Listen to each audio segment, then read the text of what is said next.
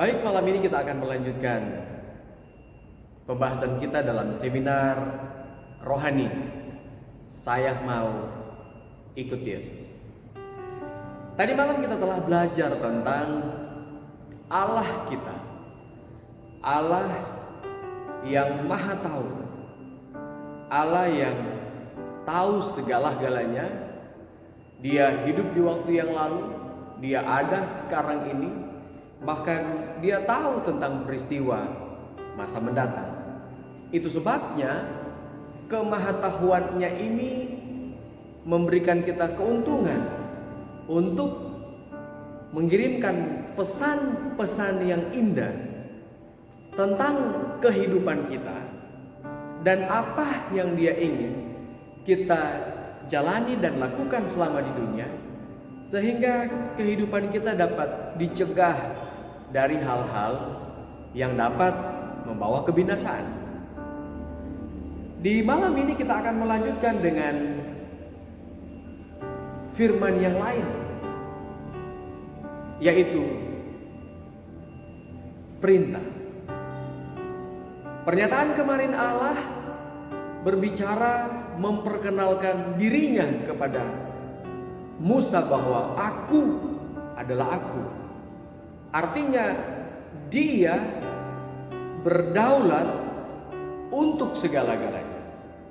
Dia tidak tergantung kepada yang lain. Kenapa? Oleh karena Dia adalah pencipta. Malam ini kita akan melihat bahagian penting yang kita akan temukan dalam kitab Kejadian. Dia menciptakan kita. Dia membentuk kita menurut gambar dan rupa Allah. Apa maksudnya? Tadi malam kita telah mempelajarinya. Tapi sebelum kita lanjut, mari kita berdoa. Kami sangat membutuhkan kuasa Roh Kudus-Mu, Tuhan. Sehingga ketika kami akan melanjutkan seminar rohani, saya mau ikut Yesus di malam ini. Kami akan benar-benar dapat mengerti setiap jalan-jalan Tuhan dan rencana Tuhan yang indah bagi kehidupan kami masing-masing. Kami siap untuk mempelajarinya dalam nama Yesus. Amin. Ketika Allah telah menciptakan Adam dan Hawa, Dia memberikan sebuah perintah. Menarik sekali, oleh karena Dia mengeluarkan perintah dan Dia berharap yang menerima perintah itu akan melakukan perintahnya. Dengan kata lain bahwa yang memberi perintah pastilah lebih tinggi dari yang mendapatkan perintah. Dan maksud dari perintah ini adalah sebuah pembuktian dari salah satu atau moral atribut yang Allah sematkan kepada manusia pada waktu diciptakan, yaitu pembuktian tentang kuasa memilih manusia. Apakah kehendak bebasnya untuk memilih yang Tuhan telah percayakan akan digunakan kepada hal-hal yang sesuai dengan perintah Tuhan, atau kepada suara asing, atau kepada perintah yang lain selain Tuhan. Dan ini sangat penting. Ini akan menjadi tolok ukur apakah kehidupan manusia akan tetap pada standar awal penciptaan atau akan berujung kepada masalah hidup. Kejadian pasalnya yang kedua ayatnya yang ke-15 mulai. Tuhan Allah mengambil manusia itu dan menempatkannya dalam Taman Eden untuk mengusahakan dan memelihara taman itu. Lalu Tuhan memberi perintah kepada manusia. Semua pohon dalam taman ini boleh kau makan buahnya dengan bebas. Tetapi pohon pengetahuan tentang yang baik dan yang jahat itu janganlah kau makan buahnya, sebab pada hari engkau memakannya, pastilah engkau mati. Jelas sekali perintahnya dalam Kejadian pasal 2 ayat 16-17 bahwa ada banyak sekali kalimat di sini dimulai dengan semua, ya, semua pohon yang berbuah di Taman Eden ini boleh makan dengan bebas. Lah ini adalah kasih karunia, kebebasan yang Tuhan berikan. Selain Anda tahu mereka diciptakan pada hari yang ke-6, informasi Alkitab. Artinya segalanya sudah tersedia. Sudah ada matahari, sudah ada bulan, ada bintang, sudah bisa bisa menyaksikan hewan-hewan, tumbuh-tumbuhan, semua. Pada hari yang ke-6 mereka diciptakan. Dan Tuhan mengizinkan mereka untuk dengan bebas, ya, makan semua yang ada di taman. Sungguh luar biasa. Tetapi ada penegasan. Tetapi buah pohon pengetahuan baik dan jahat jangan makan. Sekali lagi, buah pohon pengetahuan baik dan jahat jangan kamu makan. Karena ketika engkau memakannya, pada hari engkau memakannya, pastilah engkau mati.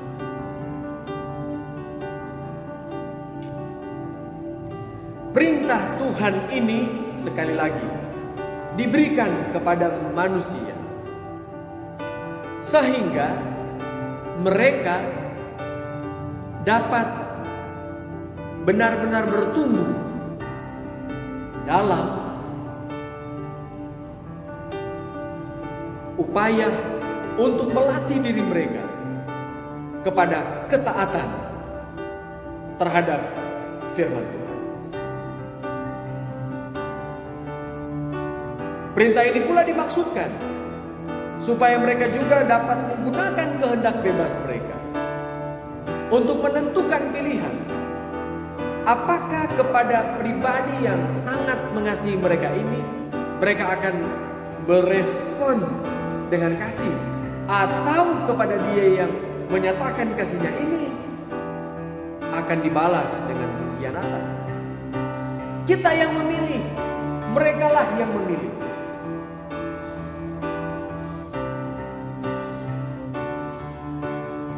Saudara-saudara, informasi Alkitab selanjutnya adalah mereka gagal. Manusia jatuh ke dalam dosa. Apa yang membuat mereka bisa gagal? Apa yang membuat mereka bisa jatuh? Apa yang membuat kehidupan mereka menderita? Dan ini akan menjawab pertanyaan-pertanyaan dari katong semua tentang kenapa kita menderita. Kenapa ada penderitaan di dunia ini? Mari kita lihat. Kejadian pasal 3 ayat 1. Adapun ular ialah yang paling cerdik dari segala binatang di darat yang dijadikan oleh Tuhan Allah. Ular itu berkata kepada perempuan itu, tentulah Allah berfirman, semua pohon dalam taman ini jangan kamu makan buahnya, bukan? Nah, sekarang sudah ada dua pilihan. Sudah ada dua suara. Sudah ada dua kuasa.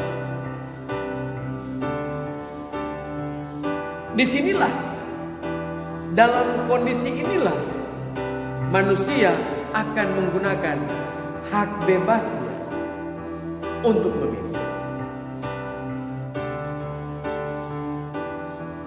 Tuhan katakan, semua pohon-pohon yang berbuah di taman ini bolehlah kau makan buahnya. Tapi buah pohon pengetahuan baik dan jahat jangan. Ada yang boleh dimakan, ada kata jangan. Di pasal 3 di bagian akhir Alkitab atau ayat di pasal 3 ada informasi di sana, ada buah pohon kehidupan. Nah, pertanyaan, sebelum mereka jatuh dalam dosa, apakah buah kehidupan ini mereka makan? Oh ya, tentu. Ya, tentu mereka makan. Karena perintah Tuhan tadi. Semua pohon dalam taman ini datang dengan penawaran baru. Setan muncul dengan ide baru. Tetapi ide baru ini tidak jauh dari firman Tuhan. Anda tahu, selalu kepalsuan itu muncul setelah aslinya ada. Orang akan memalsukan satu barang elektronik karena barang elektronik yang asli sudah ada. Orang akan palsukan uang 100.000 rupiah, akan memalsukan uang lembaran 50.000 rupiah, memalsukan uang 20.000 rupiah. Dan tidak akan ada orang yang akan memalsukan uang 75.000 rupiah dalam satu lembar uang kertas. Kenapa? Oleh karena tidak ada uang satu lembar kertas 75.000. Jadi setan memalsukan kebenaran oleh karena kebenaran itu telah dikeluarkan oleh Allah dalam bentuk perintah. Perintahnya jelas di ayat 16-17, semua buah pohon dalam taman ini boleh kau makan dengan bebas, tapi jangan makan buah pohon pengetahuan baik dan jahat. Setan mempengaruhi mereka. Dia datang dan dia berkata, tentulah Allah berfirman, semua pohon dalam taman ini jangan kamu makan buahnya, bukan?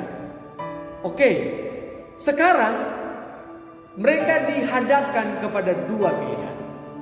Apakah mau mendengar atau mau fokus atau menurut atau memilih perkataan Tuhan, atau sekarang mendengar suara asing, perkataan setan yang bersifat menggoda dan memalsukan kebenaran.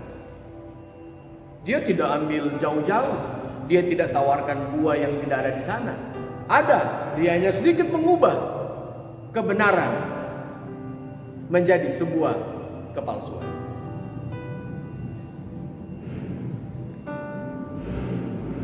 Lalu sahut perempuan itu kepada ular, buah pohon-pohon dalam taman ini boleh kami makan.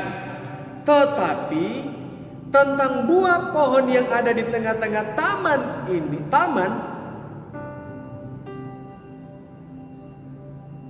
Allah berfirman, jangan kamu makan atau rabah buah pohon itu. Pasti atau nanti kamu mati.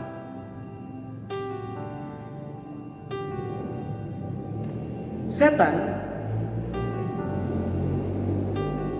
menawarkan sesuatu firman yang lain, sesuatu perintah yang lain, yang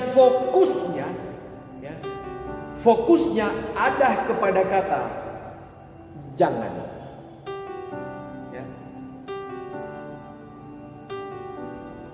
Tuhan bilang semua boleh, tapi setan memutarbalikan semua itu menjadi iya, jangan.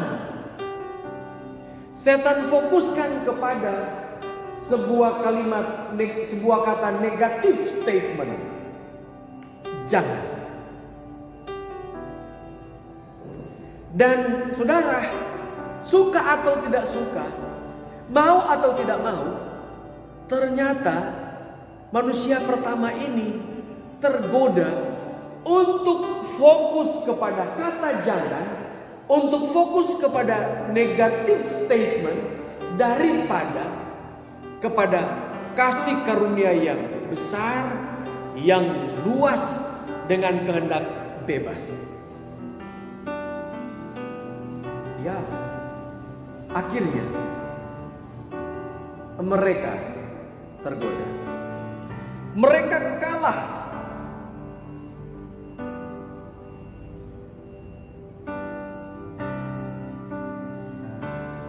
Seorang tukang besi,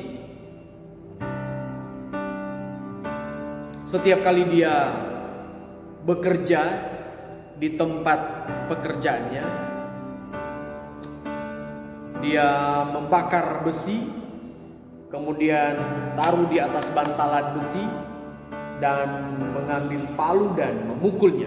Entahlah ini mungkin mau dibuatkan pisau atau parang atau sejenisnya.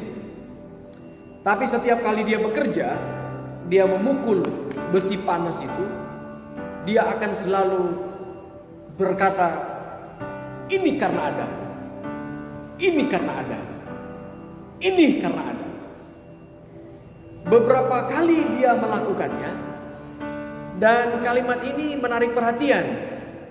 Ada seorang misioneri Kristen, dia lewat dan mendengarkan kalimat yang dikeluarkan dari seorang tukang besi ini. Anda tahu, dia mendekati tukang besi ini. Dia bertanya, saya tertarik oleh karena setiap kali engkau memukul besi itu, engkau menyebutkan kalimat ini karena ada. Sesaat tukang besi itu kemudian sesumbar menebarkan senyuman dan dia berkata, benar Pak misioneri, karena seandainya Adam dong teramakan ini buah, saya tidak capek kerja ini, saya akan senang-senang saja. Percakapan mereka diakhiri, misioneri melanjutkan perjalanannya dan sampai di situ. Namun beberapa hari kemudian dia mendapatkan undangan khusus. Datangnya dari seorang misioneri. Dia mendapatkan undangan untuk mengundang keluarga tukang besi ini makan malam di rumahnya. Wah, dengan senang hati si tukang besi ini berkata kepada istri dan anak-anaknya, kita besok malam ada undangan makan malam di rumah misioneri. Waktu yang tentukan tiba, keluarganya pergi dan disambut oleh misioneri tadi. Dituntunlah ke meja makan. Di hadapan meja makan mereka telah tersedia begitu banyak menu, pilihan menu. Dan sesaat sebelum mereka duduk dan makan, mereka mengucap syukur dalam doa dan mereka makan. Sementara asik makan, tiba-tiba dia mendapatkan panggilan melalui telepon. Dan mungkin ini panggilan mendesak. Dia dengan berat hati berkata kepada tukang besi ini, "Maafkan saya harus tinggalkan kalian makan karena saya ada yang harus saya selesaikan, seseorang yang membutuhkan pertolongan saya." Si tukang besi dan keluarga sementara menyantap, berkata, "Oke, baik, kami akan tunggu sambil menikmati makanan ini." Oh iya, benar, habiskan. Tapi sebelum dia tinggalkan, si misioneri ini titipkan pesan kepada keluarga tukang besi. Dia katakan, "Boleh habiskan makanan ini. Tetapi ada satu jenis yang ada di bagian sudut meja makan mereka, itu sementara ditutup dengan penutup makanan." Si misioneri ini berkata, "Kalau itu jangan diambil, jangan dimakan, itu khusus untuk saya." "Oke, tidak masalah." Pak misioneri pergi dan mereka melanjutkan makan malam mereka. Sementara mereka makan. Makanan sangat nikmat. Namun pemikiran dari tukang besi ini penasaran. Apa yang ada di tutupan makanan di sudut meja ini? Makanan apa sebetulnya itu? Ini sangat enak. Sementara dia makan, dia berpikir untuk ingin tahu apa yang ada di dalam tutupan makanan. Untuk memuaskan keinginannya, keingintahuannya. Anda tahu, dia berkata, "Saya hanya mau lihat kepada istri dan anak-anak. Apa kira-kira makanan itu? Dan pasti lebih enak dari apa yang kita telah dan sementara santap ini." Dia coba mendekat dan mulai membuka sedikit demi sedikit. Belum terbuka semua, saudara, secara tiba-tiba ada seekor tikus keluar dari dalam dan lari. Wah, kacau malam itu. Acara makan mereka jadi kacau. Si tukang besi ini sadar bahwa luar biasa, ini salah benar. Pak misioneri sudah melayani kami dengan baik, sudah menyiapkan makanan yang enak, dan saya melepaskan seekor tikus, mungkin peliharaannya. Dan secepat itu dia berkata bahwa kita harus cari, kita harus tangkap tikus itu sebelum misioneri ini tiba. Ayo. Nah, tahu acara makan malam yang mereka nikmati terganggu dengan upaya untuk menangkap tikus. Sementara ribut, sementara berusaha untuk menangkap dan belum ditemukan, tiba-tiba sang misioneri tiba. Dia bertanya, "Ada apa? Kenapa seperti ini?" Dengan tertunduk kepala, tukang besi mengucapkan kata mohon maaf. Tapi dengan senyuman, misioneri berkata, "Tidak apa-apa." Dia katakan, "Saya tertarik dengan kalimat yang saudara katakan pada waktu sementara memukul besi beberapa hari yang lalu. Berkata, ini karena Adam. Ini karena Adam." Ternyata seandainya Bapa pun adalah Adam itu di Taman Eden, yang masih dalam suasana suci, belum ada dosa, maka Bapa pun akan melakukan yang sama. Saya mungkin juga akan melakukan yang sama. Dan apa yang telah dilakukan Adam, itu karena dia memiliki kuasa memilih, kehendak bebas untuk menentukan kepada siapa dia harus patuh. Apakah kepada Tuhan atau kepada suara asing. Malam ini pilihan itu ada pada kita.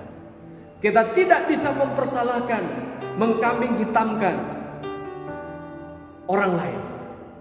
Setiap pilihan itu ada pada kita. Kita punya kehendak bebas untuk menentukan pilihan. Apakah dengan pilihan bebas ini saya akan menurut perintah Tuhan, atau saya akan memberontak terhadap Tuhan? Kiranya Tuhan akan tolong kita. Kita tentunya akan melanjutkannya besok malam. Apa selanjutnya yang akan terjadi? Tapi intinya adalah bahwa gunakanlah setiap hak pilih kita untuk peka terhadap perintah Tuhan. Dan tutuplah telinga Anda terhadap suara-suara asing yang dapat menjerumuskan kita. Tuhan memberkati kita semua. Adalah doa dan harapan kita bersama. Amin.